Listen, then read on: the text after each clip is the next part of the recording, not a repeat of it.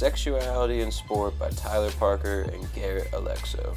Sport up until this point in time was mainly male, and women were not often allowed to participate. Around 1930 was when women began their influx in sport. Archery, croquet, and golf were some of the activities women participated in, but only for leisure and not competition. The 1900 Olympics in Paris, 22 women had gained ability to participate, and it was the first time women were allowed in the Olympics. Gay athletes were closed, dormant, and frowned upon. Title IX was introduced in 1972 as a way to increase female participation in sports.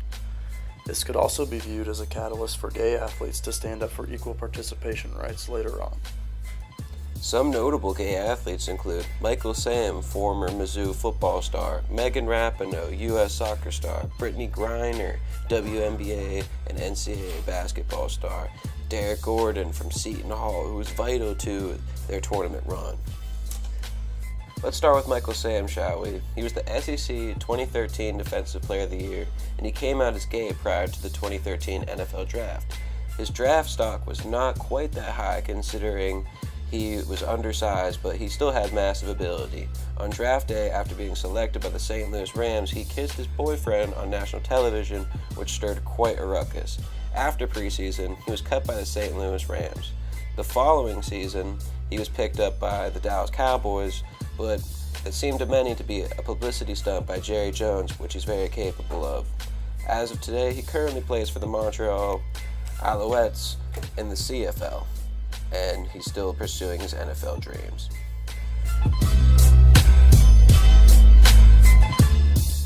Next, we have U.S. soccer star Megan Rapinoe. She's been inducted into the National Gay and Lesbian Hall of Fame. Since 2006, she has 31 goals and 40 assists. She came out in 2012 via interview with Out Magazine. She's not experienced much fallout since her interview, and this may be due to the fact that she's been such a vital role to the U.S. soccer team, or the fact that she came out so prior to the fact. Next we have Brittany Griner, the NCAA basketball legend who dominated during her time at Baylor. She was the first pick of the 2013 WNBA draft and came out in an interview that same year. During her time at Baylor, she was selected to 2 first-team All-American teams, and in WNBA career was a 3-time All-Star.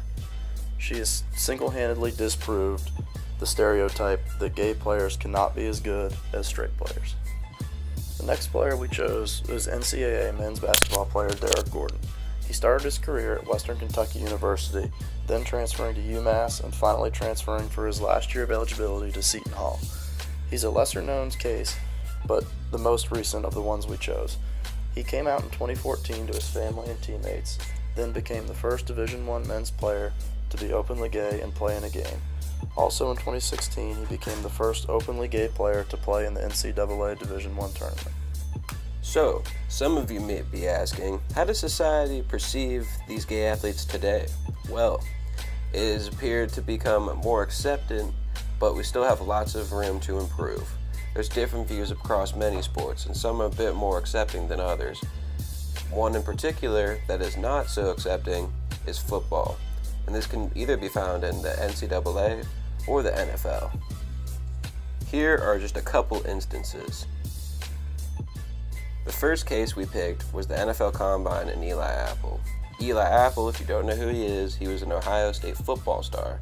He's projected to go in the first round of the NFL draft, and he has quite a future ahead of him.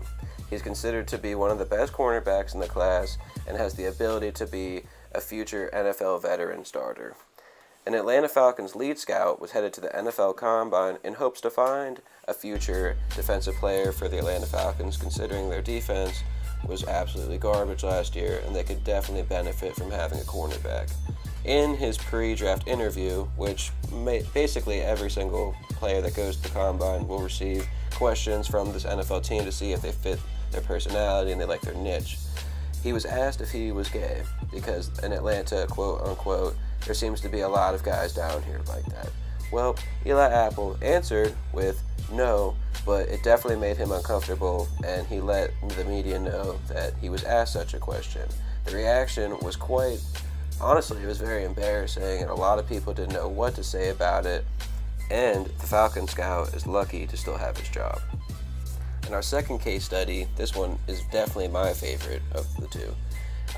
In 2006, Kerry Rhodes, who was a safety for the Arizona Cardinals, was an NFL All-Pro at strong safety alongside of Ed Reed. So he had quite a bit of ability and he was very good.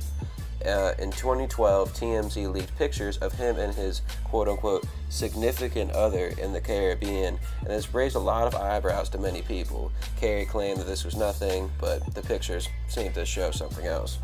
And ever since these pictures have been leaked, he's not been able to find a job in the NFL, even though he was one of the best players at his position. Some people seem to tend to think that the NFL has blacklisted him just due to the fact of his gay tendencies.